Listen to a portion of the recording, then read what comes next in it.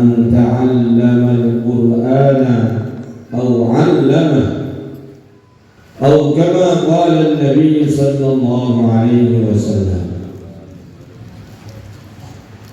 Bapak-bapak, ibu-ibu, hadirin hadirat yang dirahmati dan dimuliakan oleh Allah Subhanahu wa taala, para alim ulama, para ustadz dan ustadzah, kemudian bapak-bapak pengurus yayasan, bapak-bapak daripada aparat desa maupun kecamatan, bapak-bapak, ibu-ibu, wali-wali santri yang telah berkenan hadir datang dari berbagai tempat dan berbagai keadaan, serta seluruh santri-santri putra dan putri hafizakumullah, akramakumullah, barakafikumullah.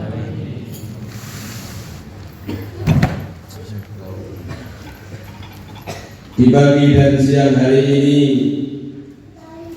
kita berkumpul di waktu yang barokah dan di majelis yang barokah. Di antara maksud dan tujuan utamanya yaitu untuk bersama-sama memuji dan bersyukur kepada Allah. Allah sangat mencintai dan menyukai hamba yang selalu memuji-muji kepada Allah. Bahkan nanti di surga itu ada pintu hamidin, pintu surga untuk orang yang di dunia rajin dan suka memuji kepada Allah. Maka kita bangun tidur memuji, bersyukur kepada Allah. Alhamdulillah alladzi ahyana ba'da ma amatana wa ilaihi nusyur. Kita selesai makan, memuji dan bersyukur kepada Allah. Alhamdulillah alladzi at'amana wa saqana wa ja'alana minal muslimin. Kita keluar dari toilet, membuang perkara yang memang harus dibuang, memuji dan bersyukur. Alhamdulillah adhaba anil adha wa afani. Kita diberi nikmat pakaian, bersyukur, memuji kepada Allah. Alhamdulillah alladzi kasani wa razaqani min ghairi haulin minna wala quwwah. Jadi begitu banyak doa-doa diajarkan oleh junjungan kita yang mulia baginda Muhammad sallallahu alaihi wasallam, yang doa-doa tersebut adalah isinya memuji dan bersyukur kepada Allah. Karena semakin kita memuji Allah, semakin kita bersyukur kepada Allah, maka dijanjikan akan semakin banyak kebaikan, rahmat dan barokah diturunkan melimpah-limpah, bercurah-curah oleh Allah Subhanahu wa taala. La in syakartum la'azidannakum. Bahkan inda haulil qiyamah, di puncak kepanikan, ketakutan, kegelisahan seluruh makhluk, baik yang nanti kemudian masuk surga maupun yang nanti kemudian masuk neraka, sama-sama takutnya. Kalau sudah sampai di surga atau di neraka, itu yang di neraka takut terus, menderita terus. Tapi yang di surga gembira terus, senang terus.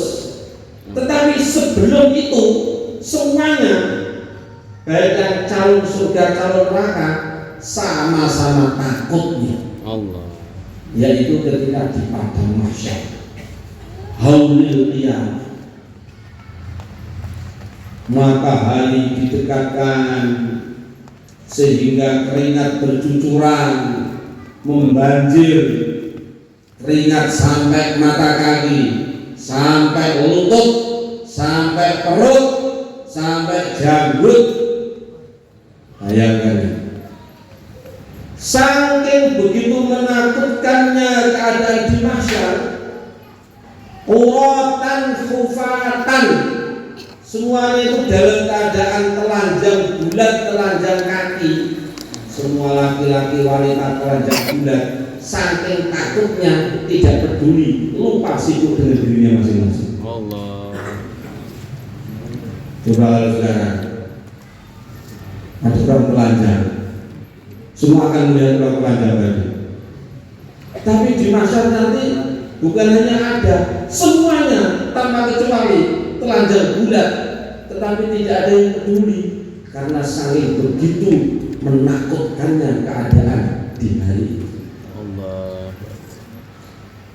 Manusia dalam kebingungan, kepanikan, ketakutan, berbondong-bondong datang kepada Nabi Adam alaihissalam, meminta beliau berdoa minta syafaat kepada Allah. Nabi Adam menjawab, nafsi, nafsi, saya pun juga takut dan bingung dengan keadaan hari ini. Saya bingung dan takut dengan diri saya sendiri. Angkat tangan. Datang kepada Nabi Nuh alaihissalam, angkat tangan.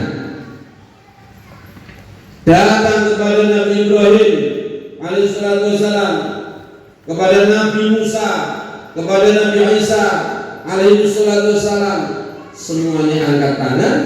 Akhirnya datang kepada yang mulia baginda Muhammad sallallahu alaihi wasallam.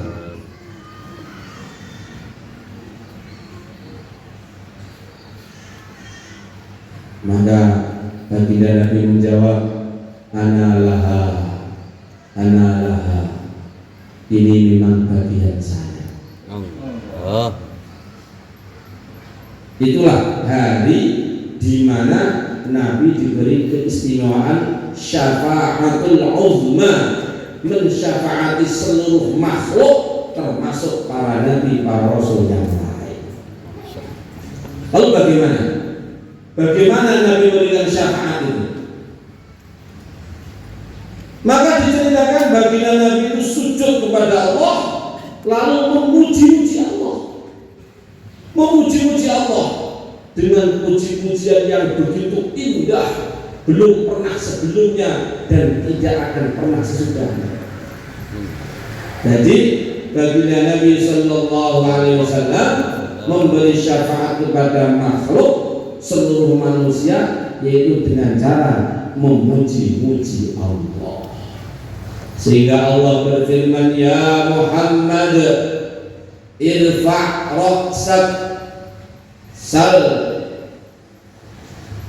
tus'al, isfa' tushaffa', sal tuqtah, isfa' tushaffa'. Wahai Muhammad, pujian-pujianmu telah diterima. Sekarang angkat kepalamu, mintalah, dikabulkan permintaanmu. Mintalah syafaat, ditunaikan syafaatmu. Dengan apa? Dengan memuji-muji Allah. Maka sekali lagi hadirin hadirat yang dirahmati dan dimuliakan oleh Allah Subhanahu wa taala, kita berkumpul di sini untuk bareng-bareng bersyukur dan memuji kepada Allah. Alhamdulillah. Bersyukur hari ini dikasih nikmat hidup. Diberi nikmat hidup itu maknanya apa? Masih diberi kesempatan menambah kebaikan dan pahala. Masih diberi kesempatan untuk bertobat dari dosa-dosa. Itulah makna diberi kesempatan. Bersyukur kepada Allah diberi nikmat rezeki, diberi nikmat keluarga, anak istri, termasuk alhamdulillah memuji dan bersyukur kepada Allah bahwa di sini Allah mudahkan sehingga ada pondok pesantren Al-Mukhlisin. Al-Mukhlisin itu maknanya orang-orang yang ikhlas. Dalam sebuah hadis disebutkan al-mukhlisuna masabihul huda. Orang-orang ikhlas itulah pelita-pelita hidayah. Allah. Nah di sini ini pondoknya saja namanya al-mukhlisin, apalagi santrinya, apalagi ustadz-ustadzanya. Semoga semuanya diterima, dimasukkan sebagai golongan al-mukhlisin. Amin. Masya Allah. Ini alhamdulillah pengajian saya yang kedua dalam 24 jam ini. Tadi malam kita juga mengaji di sini. Nah sekarang dilanjutkan pengajian di pagi hari ini. Tadi malam kita cerita mengenai fadilahnya bulan Muharram. Karena kita hari ini masih di bulan Muharram, yaitu tanggal 20 Muharram. Benar? Lalu kita cerita mengenai peristiwa besar di bulan Muharram. Setelah fadilah-fadilahnya bulan Muharram, lalu peristiwa-peristiwa besar di bulan Muharram, termasuk yang paling besar yaitu hijrahnya baginda Rasulullah Sallallahu Alaihi Wasallam dari Mekah ke Madinah, sehingga menjadi tonggak dalam sejarah.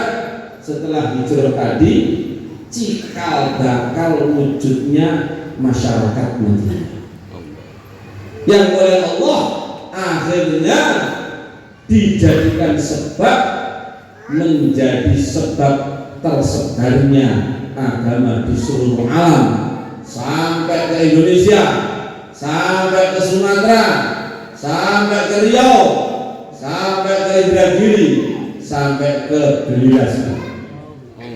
Maka sebagaimana Madinah dirubah oleh Allah dari Yathrib menjadi Madinah Munawwarah, maka kita pun juga berharap semoga ini menjadi tonggak perubahan menjadi Belias Munawwarah. Amin. Indragiri Munawwarah. Amin. Hadirin hadirat yang dirahmati dan dimuliakan oleh Allah Subhanahu wa taala. Apa sebab utama sehingga Madinah itu begitu hebat, ditulis dengan tinta emas dalam sejarah? Apa kehebatannya ini? Apakah di sana ada bangunan-bangunan yang tinggi, teknologi yang begitu hebat, orang-orang yang begitu kuat, fisiknya sangat kuat, atau di sana berkumpul orang-orang yang kaya-kaya, hartawan ataupun hartawati? Tidak, bukan itu semuanya. Pokok utama kehebatan Madinah Munawwarah zaman itu bukan itu semuanya. Tetapi yang menjadi sebab mereka begitu hebat karena di sana berkumpul orang-orang yang menjadi manusia-manusia percontohan. Allah. Kuntum khaira ummatin ukhrijat linnas ta'muruna bil ma'ruf wa tanhauna 'anil munkar wa tu'minuna billah. Jadi yang dari Allah Subhanahu wa taala, kalau kita renungkan di dunia itu yang paling mahal itu apa? Apakah emas? Bukan. Apakah intan mutiara? Bukan. Atau senjata nuklir? Bukan. Atau minyak bumi? Bukan. Bangunan-bangunan, jalan-jalan yang lipat? Bukan. Di dunia itu yang paling berharga itu yang manusia. Di dunia itu yang paling berharga, yang paling bernilai itu adalah manusia. Itulah yang paling mahal, itulah yang paling bernilai.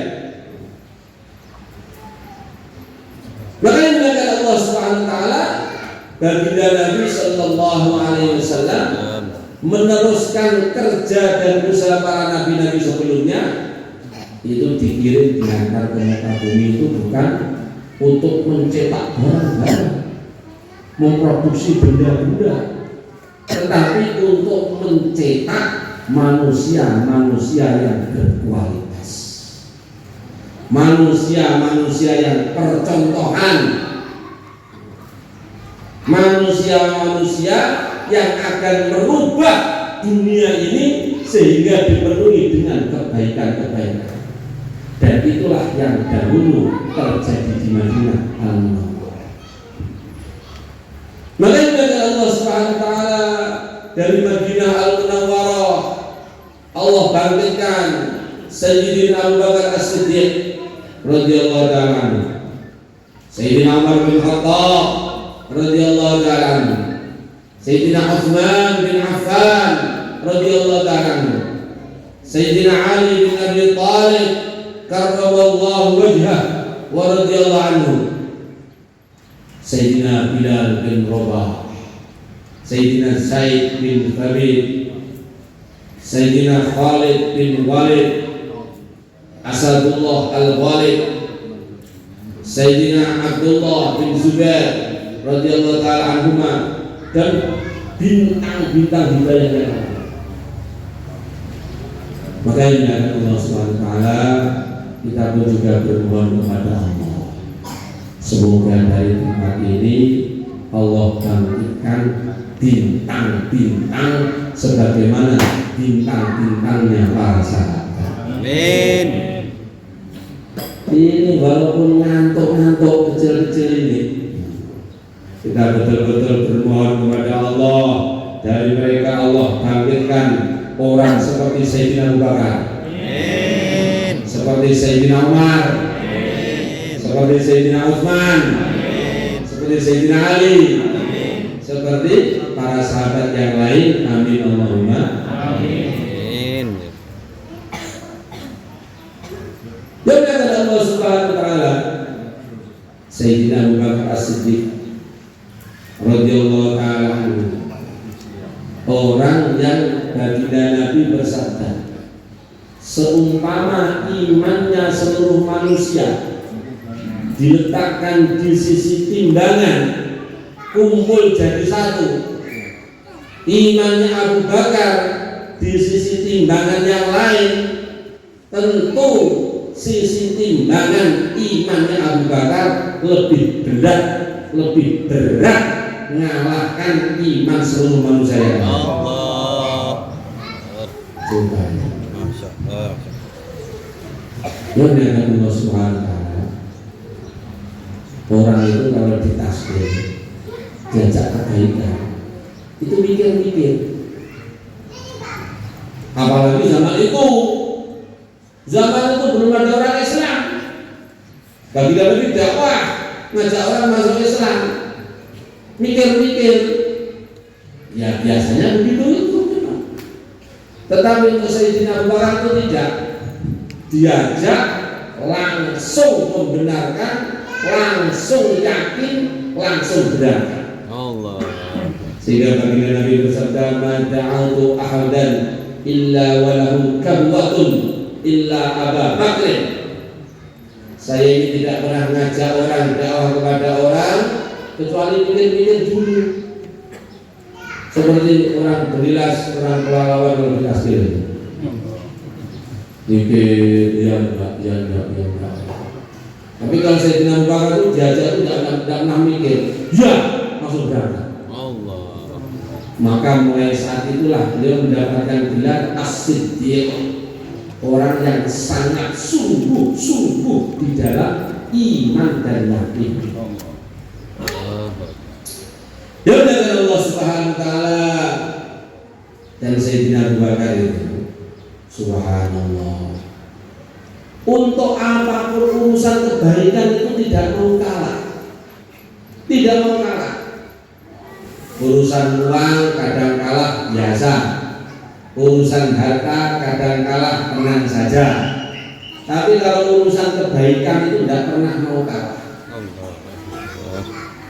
Sholat subuh jamaah di masjid. Sholat subuh pagi hari. Setelah salam, Nabi menghadap kepada para sahabat bertanya, siapa yang hari ini puasa? Abu Bakar angkat tangan, saya. Allah. Siapa yang pagi ini sudah melakukan sedekah? Abu Bakar angkat tangan, saya. Siapa yang hari ini sudah menjenguk orang sakit? Subuh. Abu Bakar angkat tangan, saya. Coba yang mulia. Subuh itu sudah menjenguk orang sakit. Orang dakwah zaman ini temannya sakit sampai mati dijemput tidak. Astagfirullah. Jadi hanya melihat Sayyidina Abu Bakar As-Siddiq itu habis subuh itu sudah mengumpulkan macam-macam amalan, macam-macam kebaikan. Allah. Dia menyatakan Allah Subhanahu wa taala.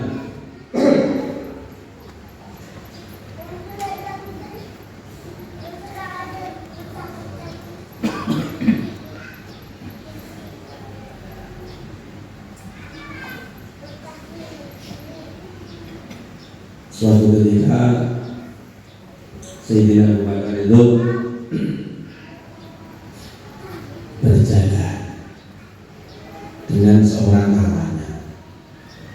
Beliau ini orang yang terhormat, khalifah, otomatis terkenal.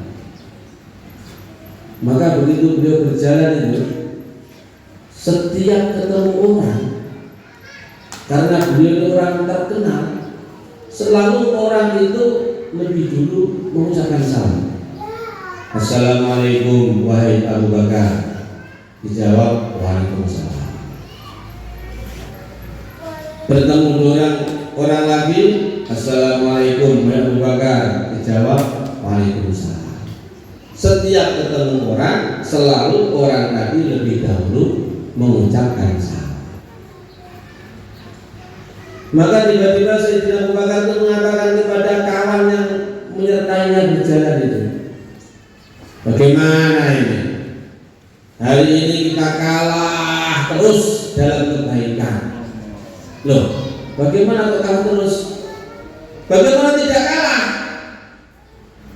Setiap ketemu orang, pasti orang lain lebih dahulu mengucapkan salam. Sedangkan baginda Nabi bersabda, apabila dua orang muslim bertemu, maka yang lebih baik dari keduanya adalah yang lebih dahulu mengucapkan salam. Coba yang lihat. Jadi bagi Sayyidina Abu Bakar, kedahuluan mengucapkan salam itu dihitung, dipikir. Kok kalah dalam kebaikan, kalah mengucapkan salam lebih dulu, itu dipikir, dihitung itu. Nah kita ini kalah dahulu ke masjid tidak ngitung, tidak mikir. Kalah dahulu jamaah tidak mikir. Kalah dahulu 4 bulan tidak pernah mikir. Astagfirullah. Kalah dahulu anaknya hafid Quran juga tidak pernah mikir. Astagfirullah. Sayyidina Abu Bakar itu kalah dahulu mengucapkan salam itu dipikir. Jangan sampai kalah. Kan begitu.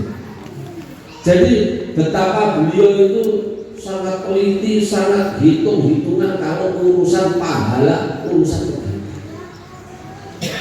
Coba kalau sekarang ini semua akhlak, semua orang Islam, semua santri punya sifat seperti Sayyidina Abu Bakar itu.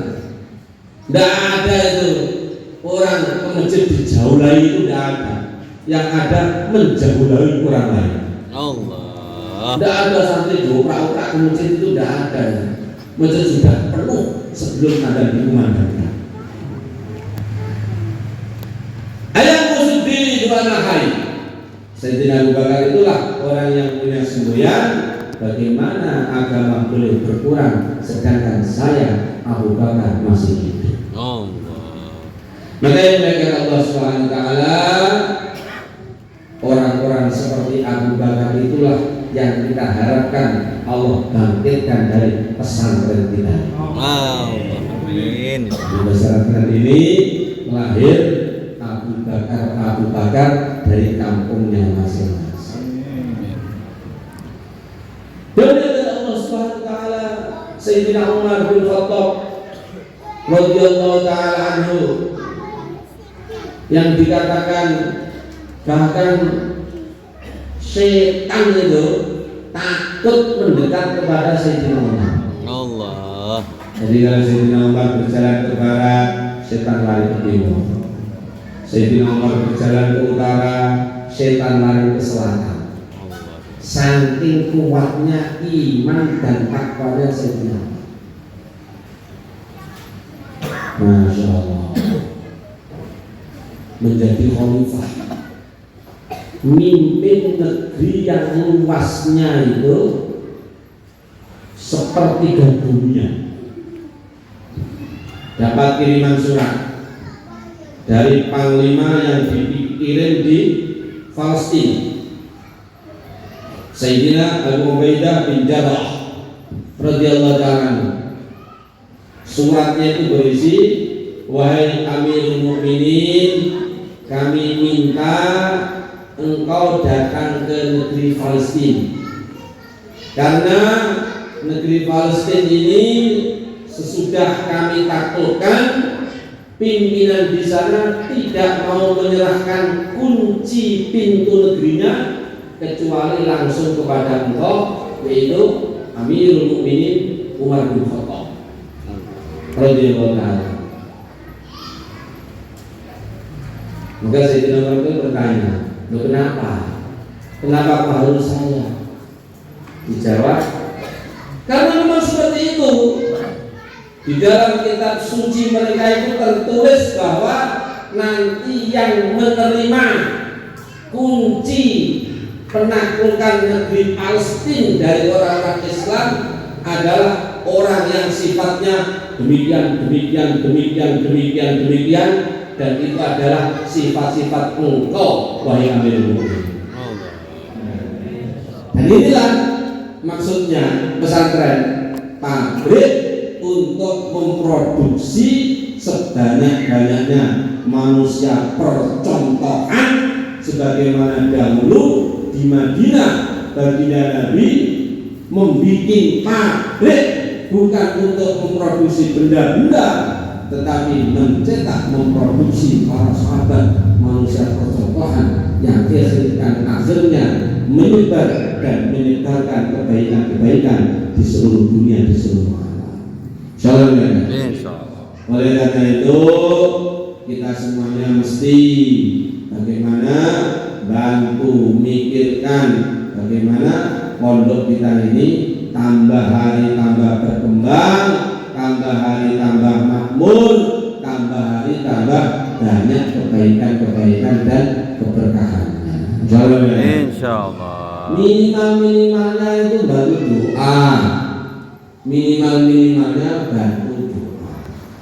Setelah sholat fardu paling tidak baca surat Al-Fatihah 3 kali. Ya Allah, saya baca Al-Fatihah ini saya niatkan semoga pondok Al-Mukhlisin diberilas semakin hari semakin menjadi pondok yang makmur dan barokah. Amin. Insyaallah. Jadi mulai nanti zuhur, habis asar, habis maghrib, habis isya, habis subuh baca Al-Fatihah 3 kali, niat doakan pondok kita itu. Insyaallah. Apalagi yang bapak ibu menitipkan anaknya ngaji di sini, nyantri di sini, tambah lagi, ditambah banyak doanya, doakan anaknya dan juga mendoakan pesantrennya. Insyaallah. Maka pertemuan kita ini demikian pula akan kita tutup dengan doa bareng-bareng. Semoga pesantren ini semakin hari semakin dimudahkan urusan-urusan. Amin. Dimakmurkan santri-santri dan ustadznya. Amin. Diberi keberkahan untuk semua urusan-urusan. Amin ya Allah. Bihadhihi niyyah wa niyyah shalihah bi barakati Rasulillah sallallahu alaihi wasallam wa alihi wa azwajihi wa ashabihi wa man wala wa man tabi'ah ila yaumil qiyamah. Al-Fatihah.